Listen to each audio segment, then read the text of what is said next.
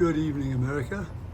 This is Elliot Rosewater for the KPXI Radio, the only nuclear-powered radio station on God's green earth.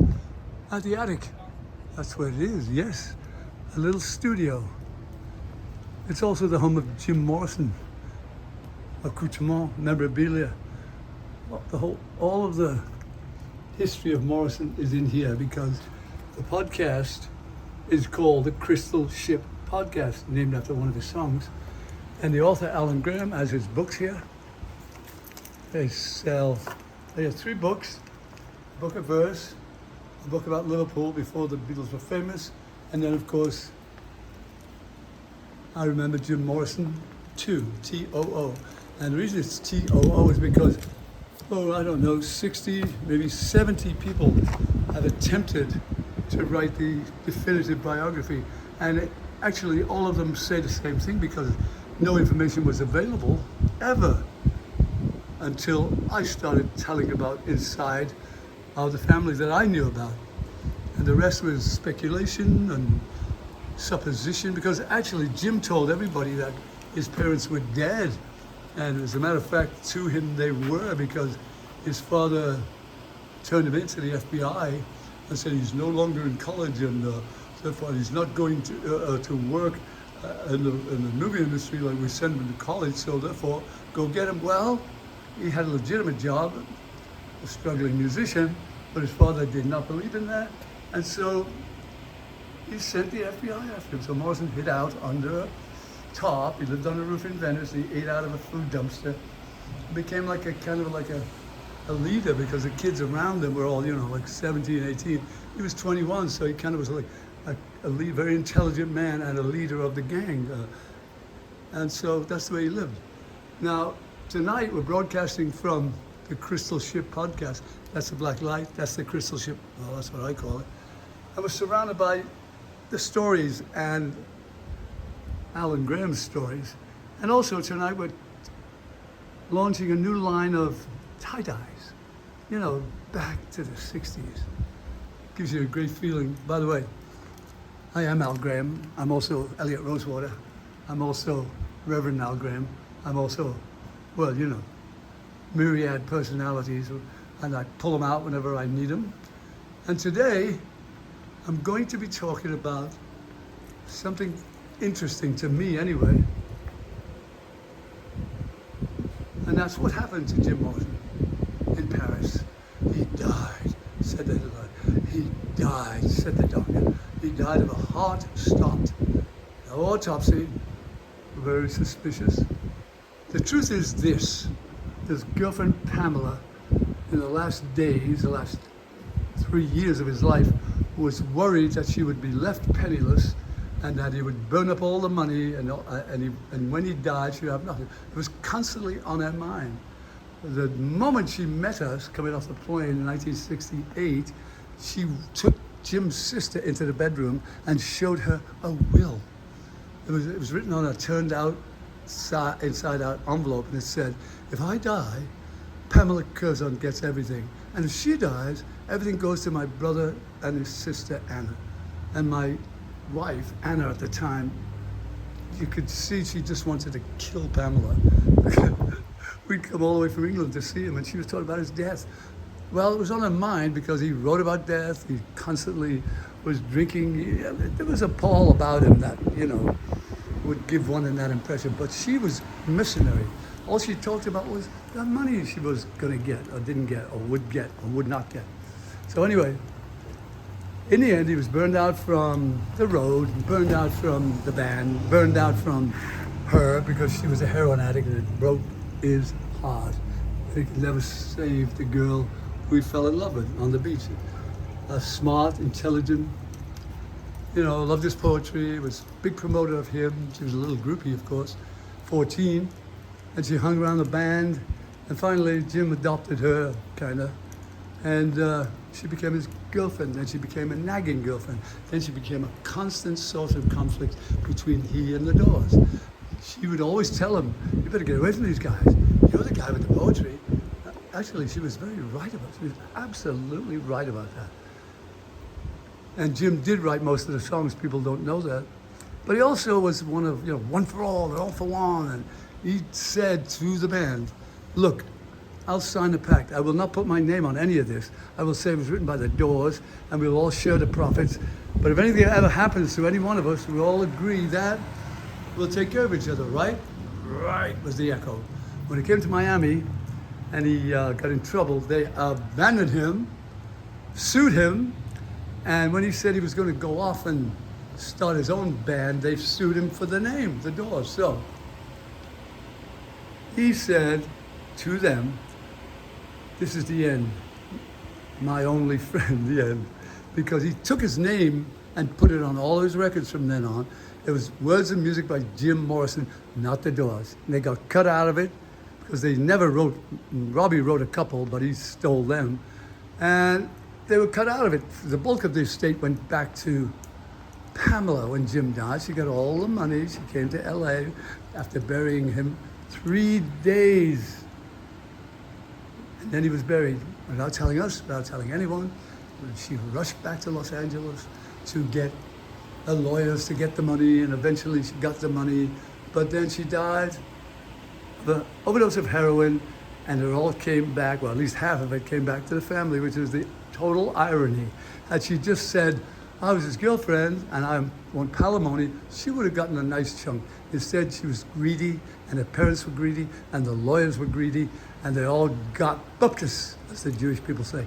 Nothing. Well, the parents got, half of Jim's estate because they claimed she was his wife. So, but in the end, justice prevailed. What happened in Paris was she knew a lot of heroin addicts, in particular Marianne Faithfull, the rock star, and a guy called the Count, and they delivered some pure, 89% pure Marseille heroin, which is a lot different from what Americans get. And so she told Jim that this is wow, man, you gotta try this. Well, he hated needles, he was phobic. And so she said, well, you gotta snort it. It's the best sex you'll ever have. And he didn't say, how'd you know? He just wanted to be a hero, I guess. He went to the bathroom, took a hit of it.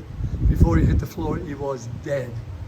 They picked him up, and like every other night before, well, he's just drunk, we'll take him home. They took him home, and they put him in the bathtub to revive him. And we didn't know what happened until later. 3 in the morning, she calls the police, or 4 in the morning. I don't know, maybe it was even later. She claimed that she went back to bed, saw him in the bathtub. He said he'd be fine. She went back to bed and woke up 5 hours later, and he was dead, stiff as a board in the bathtub. Called the police. I think it was 2 hours later after she found him, which gave her time to get all of her cronies, Agnes Varda and the French director too, who was involved in it. They came up with this story that Jim had, woke up after that drunk. They picked him up, put him in bed, but then he woke up in the night saying he wasn't feeling good. He was going to take a bath. Not so, because later on, with my investigation, I got the death scene photographs, and there was Jim Morrison.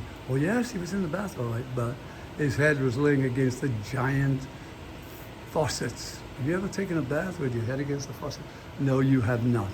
Unless you were in it with somebody else and they were down the other end. So we knew he was placed there, which is what you do when someone trying to revive someone. So anyway, she got all the money, she died, and that was the end of that. And the Doors died too because they tried to revive the whole thing and it did not work. It was awful. Ray Manzarek sounded like Quasimodo when he sang, and so they got a couple of frontmen who sang awful, and it was a shadow of its former self. And anyway, it didn't matter because people all over the world didn't know that it wasn't Jim Morrison. They took it on the road and they beat it to death, and that's what happened. And then Ray Manzarek died, and when he died, the band really ended because he was always the one behind it, trying to keep it alive, trying to make money, always in trouble with the estate, always in trouble with somebody. He never paid anybody for anything. Had a wretched life after that. Tried several times to say Jim was talking to him from Australia and then wasn't really dead. Wrote a couple of terrible books, made several terrible albums. And that was the end of that. But it didn't die for Jim Morrison and the original music. It's alive to this day. 60th anniversary coming up. People flock from all over the world to his grave site in Paris on his death day. And there you have it. That's the end of the story, but it's actually the beginning of the story, because my book, I'm happy to say, is published in English and in French. And today I got the word that my publisher in Mexico City, Israel, has finished the translation, so I will be in 3 languages. And Jim Morrison, the word about Jim Morrison, the truth about Jim Morrison will be told in 3 languages. And there you have it, Al Graham for the Crystal Ship podcast, with the episode about the death, the true life story of Jim Morrison. And tomorrow we're going to be getting in new merchandising, mugs, t-shirts, tote bags, all with David Levine's art, which is all of this here. David was a photographer in the Miami arena when Jim was arrested, took pictures, even testified in court. In fact, if you look in the back of my book, I Remember Jim Morrison Too, you find a whole story about him, how just an interesting railroading that happened to Jim at that trial, because he did not do what they said. However, there was a fervent movement led by Anita Bryant, the Orange Juice Queen.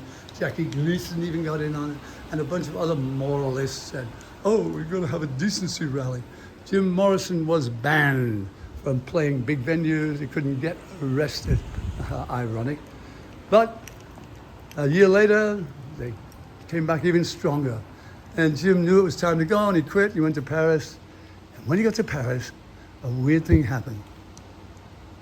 One of the last albums that he made hit #1 again. Oh my God. Roadhouse Blues, LA Woman, all the great songs, Riders on the Storm, it just blew the record industry out of the water because no one expected it. He was gone, band was ended. Boy, oh boy. And the Doors called him up and said, Jim, come back, man. All that stuff you wrote when you left is great. And Jim said to them, I don't think I'm going to come back, but if I do, will you see the stuff I have written now? And they all went, ah.